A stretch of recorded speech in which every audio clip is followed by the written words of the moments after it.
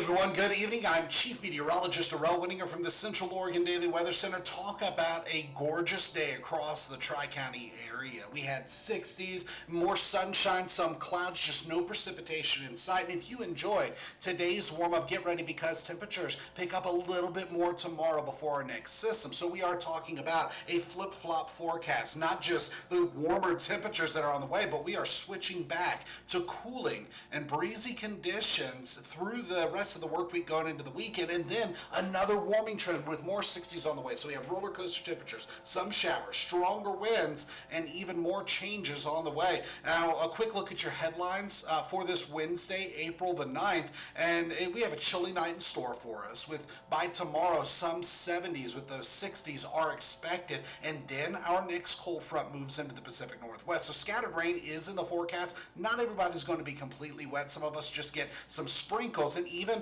a little bit of flurry activity in the highest elevations, and then we start to dive with our temperatures. It's going to get breezy. Temperatures are falling back to either side of 50 degrees by the time we hit this weekend. So that's what I meant by flip-flopping on the forecast. Now we're going to take the next couple of minutes, do a deep dive into your most reliable forecast, look at what's been happening, what's going to happen, and how these changes are really going to impact us right here on the high desert. So we are going to go ahead and start off with some cameras just looking out across the Tri-County area. What we see is a mixture of sunshine and clouds. Where we have those clouds, those are thin upper level clouds. They're known as cirrus or stratocirrus clouds, and they're not bringing any precipitation, just actually slowing down the warming trend. But temperatures today have still been very nice, and even when we look at our roads, they are as expected dry across central Oregon. We can even see some shadows on the ground because of those clouds that have been thinning out, and all this is part of a warm front, part of our next system actually. So when we go ahead and look at the bigger picture, we're looking at infrared satellite and pressure. And right now the pressure gradient across the Tri-County area is not tight. What we have is just a light breeze through central Oregon. Now there are some thicker clouds in some parts of the area than others, but this is part of a warm front that's been rolling through. So to the south of us is a ridge of high pressure.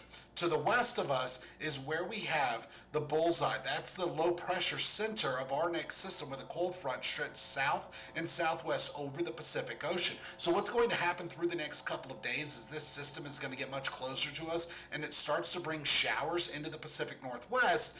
But many of us are actually going to be spared by this system because of the high pressure that it's battling just to roll into the region. The mountains are going to absorb most of the moisture. We're looking at winds that are going to become breezy. Some showers are expected. It's just not going to be a complete washout. And that's going to be with the cold front. Right now we see that warm front working its way through the Pacific Northwest, and really it's the tail end of a warm front that's coming through the Pacific Northwest. The bulk of it is still out over the Pacific Ocean, but high pressure is building in its wake.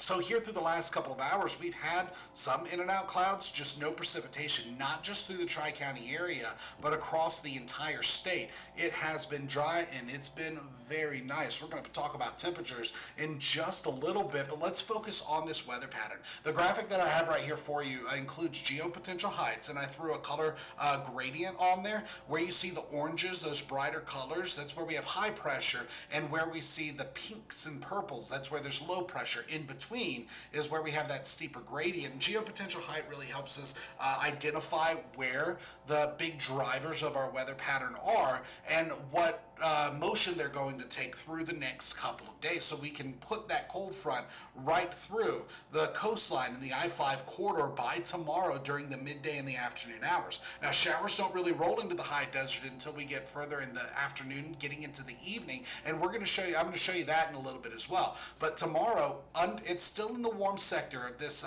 next system. Warm sector just means the warm front has passed and the cold front has not passed yet. So winds are coming out of the south and the southwest right into the Tri-County area. Temperatures are going to pick up a little bit more before those showers roll in. Then as we go forward, some showers are expected overnight. Then we start to get clearing. By Friday, in and out clouds are expected, but here's the kicker. We get a bigger drop in temperatures. Now winds are going to be breezy for most of us, and we're not looking at much in the way of precipitation Friday because those showers will have moved on.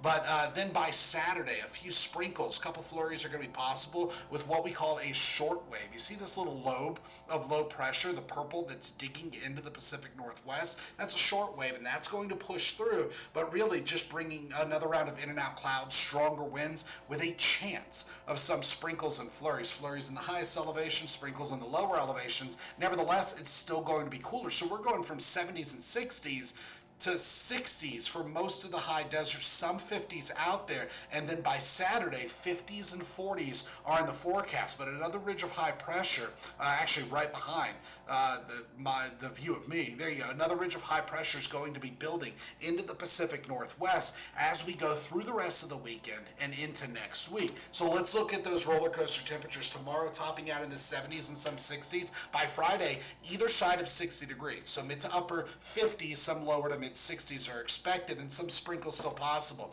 By Saturday, our cooling trend bottoms out, and then we start to rebound. By Sunday and Monday, we're back to near average for this time of the year Sunday, and then above average by the beginning of next week. So truly a springtime roller coaster of temperatures with more showers and stronger winds expected. Now let's time out those showers. Here's your forecast model, the one we typically use on air, and we have that low pressure well offshore right now. It's going to continue to roll northwest. That cold front doesn't impact us until we get into later Thursday.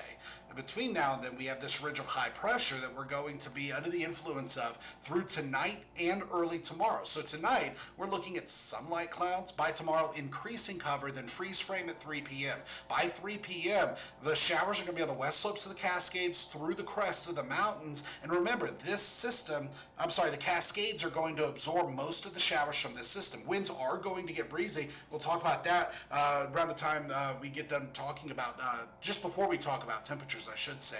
But winds are going to get breezy, and some showers are expected as this cold front pushes through. Then by Friday, we start off with more clouds, get some clearing by the afternoon. Some other clouds are going to be possible, but we're really just not looking at much in the way of precipitation after this cold front pushes through. Saturday morning, a few sprinkles and flurries before we get back to clearing, and again, winds will be breezy for most of us. By Sunday, another ridge of high pressure builds into the region, and that begins our next warming trend. So we're going to switch over to the GFS, the Global Forecasting Spectral Model. This is a long-range model that looks at the entire globe, and it's not as high definition, but it gets us out past what the high definition models show us. And this is actually showing by Saturday at 11 p.m. that high pressure is going to be building into the region. And then by Sunday, we're looking at more sunshine, a whole lot of sunshine with that next round of warming. By Monday, we keep a lot of the sunshine. Some clouds start to roll in late.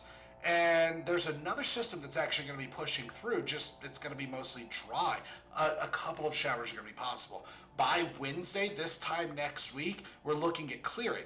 So between now and Friday at 11 p.m., a few showers, a little bit of snow in the Cascades, not much to get excited about, but just know some of us are going to get wet. And it's not going to happen between now and Thursday at 7 a.m. Really, it's not until we get to Thursday afternoon that some of those showers start to push through, and most of it is going to be absorbed by the Cascades before it rolls into the high desert. And so some of us get a few sprinkles, others stay dry, but some of us will get some showers. Now let's move on to winds. Huge difference from what we've seen during the last 48 hours when gusts have been between 25 and 40 miles per hour. Today, gusts are between 10 and 20 miles per hour, which puts the actual wind speed at just a light breeze coming out of the southwest. Now, this light breeze has been what we've had through most of the day, and it's going to continue. Tonight, we're even looking at winds becoming a gentle breeze. So everything to the left of this white line, that now line, is observed. Everything to the right of it is forecast, and it shows that tonight we're calming down. A gentle breeze is expected.